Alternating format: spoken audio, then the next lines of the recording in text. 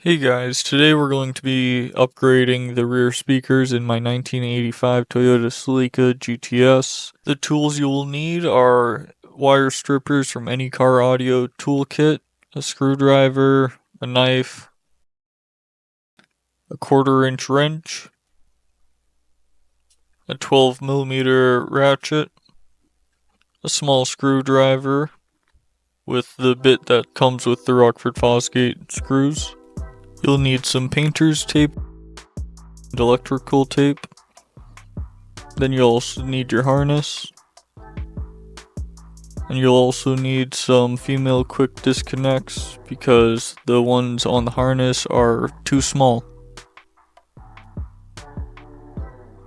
Then you'll also need a hammer, a marker, a drill with an 1/8-inch bit on it, and a grinding tool of sorts. This Dremel is just for show. I actually use a grinder.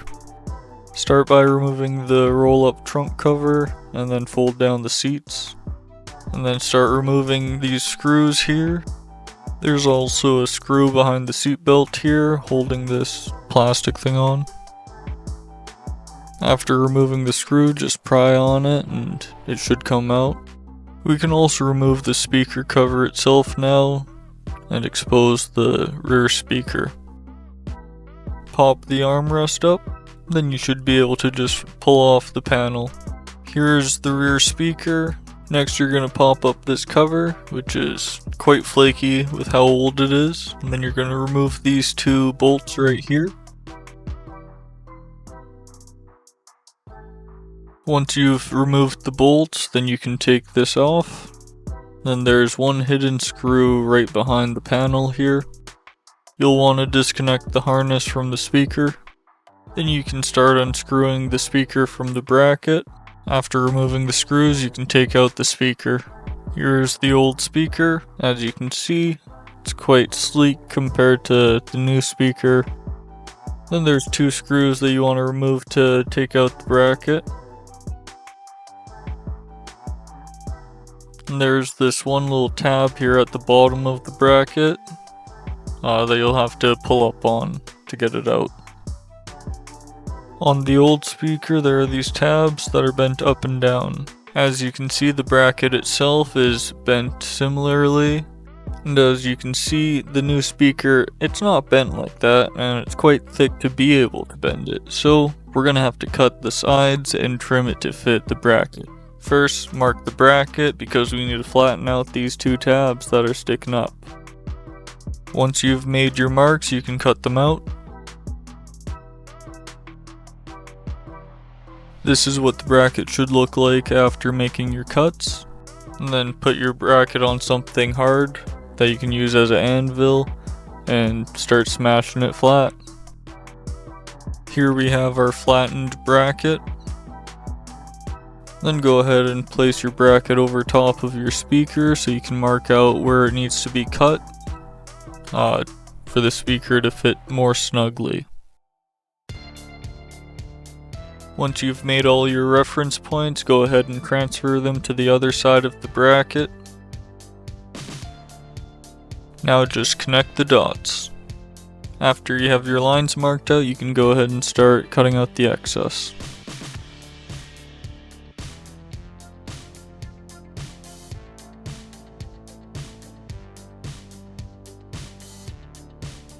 Take a file and remove any burrs that are left over from grinding. Then double check that you took off enough material. If not, continue grinding. Then you want to cut out a piece of cardboard the same size as the speaker. I cut it out of the box. Tape the cardboard to the speaker to protect it while we cut off the excess bracket material.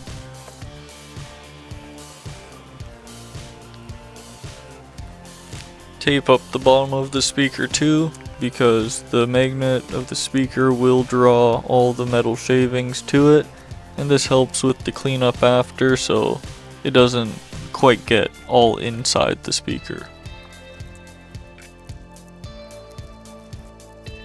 After taping up the bottom of the speaker, put the bracket back on and score the edges of the bracket with a knife to know where to cut with the grinder. And then cut off all the excess foam so you can have a clear line to grind to. Then take your grinder and go ahead and cut off all the excess bracket material. Make sure that you don't cut into the speaker itself on the front, because that would be bad.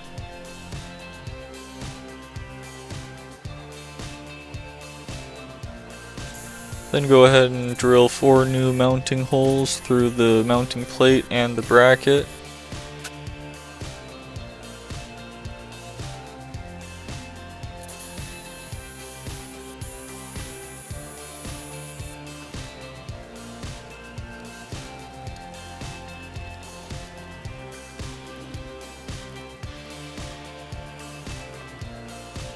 There was a little bit of excess that I had to trim off just to make sure that it would fit underneath the cover. After making your cuts and drilling your holes, you can remove all the tape and the cardboard from the speaker itself, and you can also use the stickiness of the tape itself to help pick off any little bits of metal that might be sticking that you want to remove.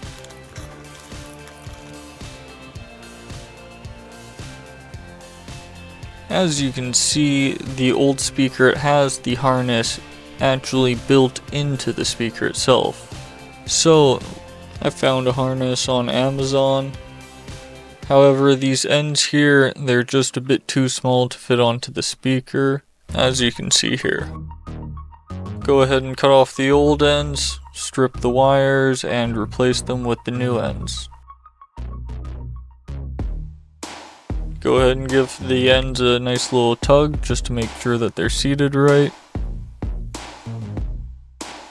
Use some electrical tape to make sure that the ends stay secure. Take some expanding foam tape and tape it around the inside of the mounting bracket and also around the outside of the speaker itself. Connect the harness.